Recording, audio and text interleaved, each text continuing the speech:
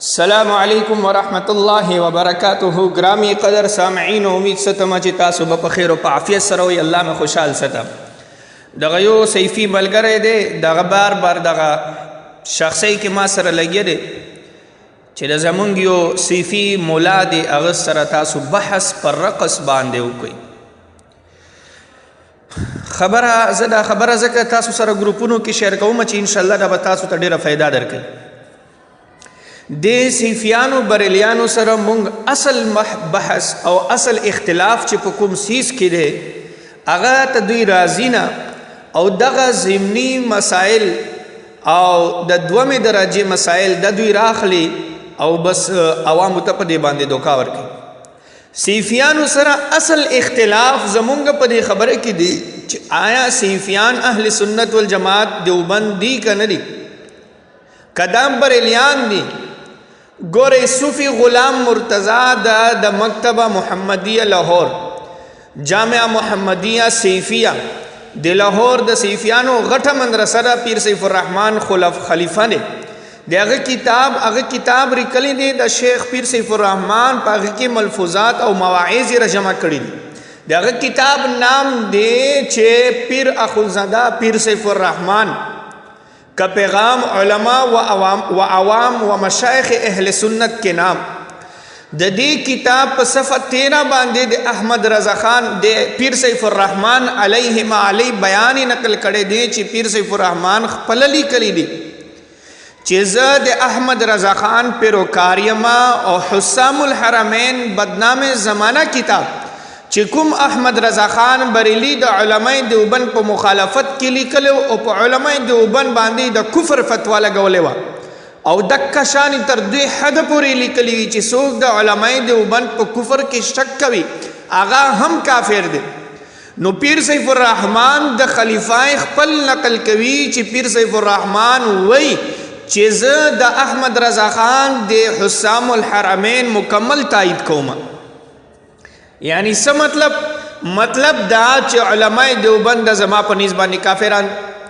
اوس مونږ د صیفیانو ته دا یوه حواله نه، 10 حوالې نه هم مونږ سره زیاتې د اصل کتابونو په دې خبره باندې پراتی دي چې صیفیان د کټر بریلیان دي. د دوی خپل اقرار دی. پنجاب کې، سندھ کې، بلوچستان کې څومره صیفیان دي هغه ځان ته بریلیان وایي.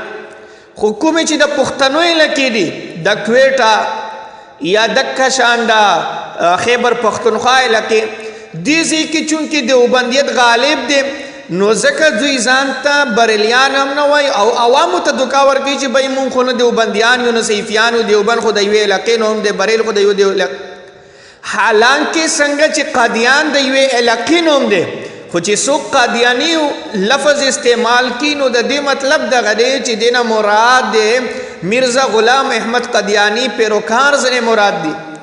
دکه شان چې څوک ځان ته دیوبندي وایي د دې مطلب دغه نه دی چې دا د دیوبند د علاقې استیدونکی دی، بلکې د دې مطلب دغه دی چې د بریلیانو علما په مقابله کې د اهل سنت والجماعت اتفاقی عقیده تشریحات چې کوم علماء دیوبند کړي دي هغه بهتر دي او هغه د اهل سنت والجماعت عقیده دي، او بریلیانو د دیوبند په د اهل سنت والجماعت په نام باندې عوامو ته دوکا ورکړې ده. خو بهرحال دوی دا دوکا ورکوي. نو زه د صیفیانو وړونو ته وایم چې تاسو براه کرم عوام ما ګمراه کوئ، تاسو کټر بریلیان یې په دې موضوع باندې چې کوم صیفي ورور کله هم وایي، چرته هم وایي او چا سره هم وي او سټیم همي، انشاءالله زمونږ طرف نه به پکې هیڅ اغلاق نه، زمونږ طرف نه به پکې هیڅ مشکل نه. مونږ ورسره په دې موضوع باندې بحث کولو ته تیار یو چې پیر سیف الرحمن او د خلفا د کټر بریلیان دي، د اهل سنت والجماعت سره هیڅ تعلق نشته. نو اصل مسله اختلافي زمونږ د صیفیانو سره دغه ده. پاتې شوه رقص مسله. نو رقص د ضمني مسله ده او دا د دومې درجې مسله ده. او بله یوه خبره نااشنا زه تاسو ته کوم چې تاسو په خپله سوچ وکئ. دا ملګري ووایي چې په رقص باندې به مناظره وکړو. یا لکه ته څه پزولی څه وخت ضایع کوې تا سره دومره زیات وخت ته په رقص باندې یعنی یو داسې څیز باندې چې د هغه باطل کېدل دا د بدیهیاتو څخه دی. یو کم عقل نه کم عقل سړی، یو مشوم نه مشوم هلک، هغې ته هم چې وښیې چې دا څه لګېري هغه به هم درته وایي چې والله چې دغه د دین په نام باندې بېدیني لګېږم. تاسو خپله په دې خبره باندې سوچ وکړئ. وجد خو راغلی دی، وجد نه موږ انکار نه کوو. وجد څه ته وایي؟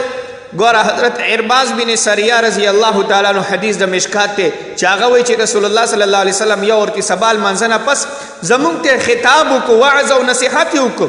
هغه نصیحت دکه شانو فوعظنا موعظة بلیغة ظرفت منها العیون ووجلت منها القلوب، چې هغې د وجې نه زمونږ زړونه ویرېدل او د زمونږ د سترګو نه اوښکې روانې شوې.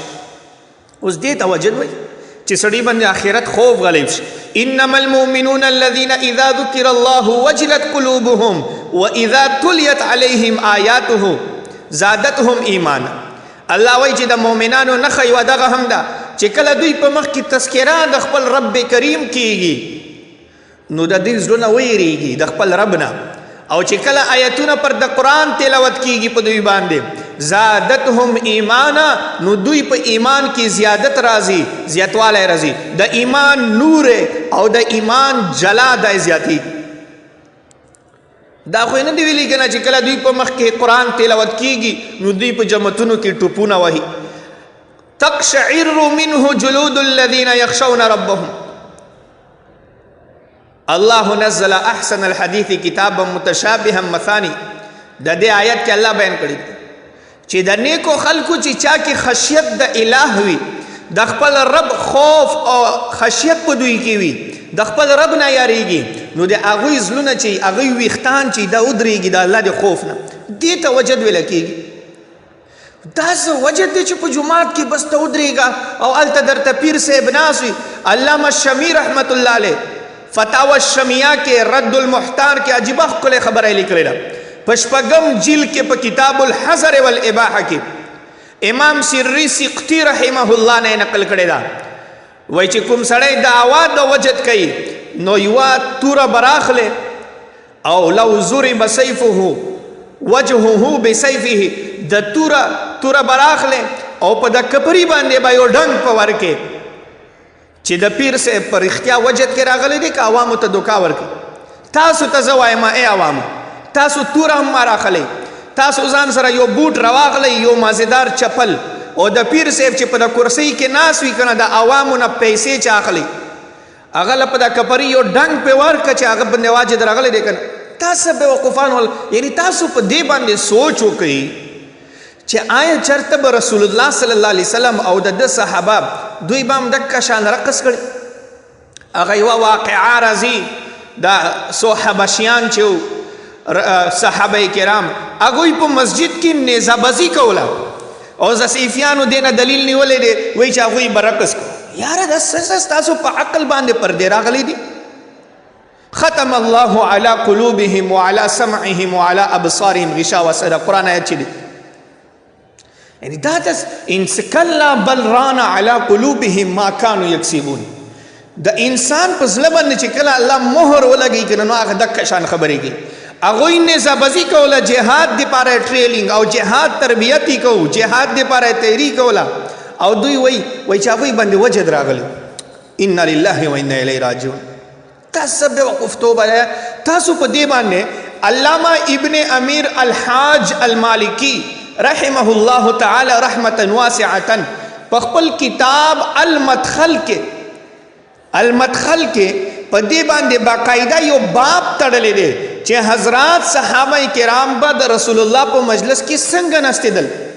نو بیا حدیثونه ګڼ په دې خبره باندې راوړلی دي چې حضرات صحابه کرام به د رسول الله صلی الله علیه وسلم په مسجد کې دومره په ادب سره ناسو چې که چېرته به مرغه راغی او د دوی په سر باندې به کېنستو نو هغه مرغه ته دا پته نه لګېدله چې د انسانانو که بل څه. حضرات صاحب یعنی تاسو په دې باندې خپله سوچ وکړئ. په دې فضول خبرې باندې به څوک مناظره کوي چې راشي موږ سره په رقص باندې او به رقص باندې څنګه مناظره وکړو چې د جوماتونو کې د صیفیان چې ګاډېدا کوي ډنسونه کوي اجړهتوب یې لګولی او شرم او حیا یې خرڅ کړي مسلمانان یې وشرمول دین ته نقصان ورسو اسلام یې خندا جوړ کړ بس په دې باندې دې باندې مناظره وکړو یار دا څه د عقل خبره ده یعنی انسان کې چې سره عقل وي والله چې زه وایم چې یو سړی چې صاحب عقل وي عالم د هرګز نه وي هغه سره د علم د دین بالکل نه خو چې د کې الله یو رمق د عقل ایخي هغه به هم وایي چې یار دا څه فضول کار دی نو په دې باندې بس مناظره کو عجیبه خبره ده دین تاسو بس رقص جوړ کړی دی وجد می جوړ کړی دی دین ته دوکا ورکوي صحابه کرامو به چرته راسې کړي آس تاسو په سوچ وکړي چې چرته به هم په پورا تاریخ کې د سیرت کې د رسول الله صلی الله علیه وسلم په سیرت کې داسې شوي چې پیغمبر علیه السلام سره د صحاباو په مسجد کې چک شوي او ګډېدا اختیار کړي یا عیاذ بالله چې دا موږ باندې وجد راغلی دی لکه د دوی چې کوي او بیا عجیبه وجد پر راغلی او وجد پیر صاحب په کرسۍ کې ناست ورته او دا اخ دخ کېږي چې په ما باندې وجد راغلی دی او ماشاءالله ورته مریدان راځي پیسې ورکوي اسې پې راغلی وجد وي خو چې پیسې او نوټ وویني نو بیا بس پې وجد نه پې راغلی نو په پیسې باندې چې پوهېږي بیخته اوزه نو دا څنګه وجد راغلی دی وجد خو دې ته وایي چې تا سره د الله خوف پیدا شي د قرآن تا زړه نرم شي آخرت نه ویریږي اتباع د سنتو در کې زیاته شي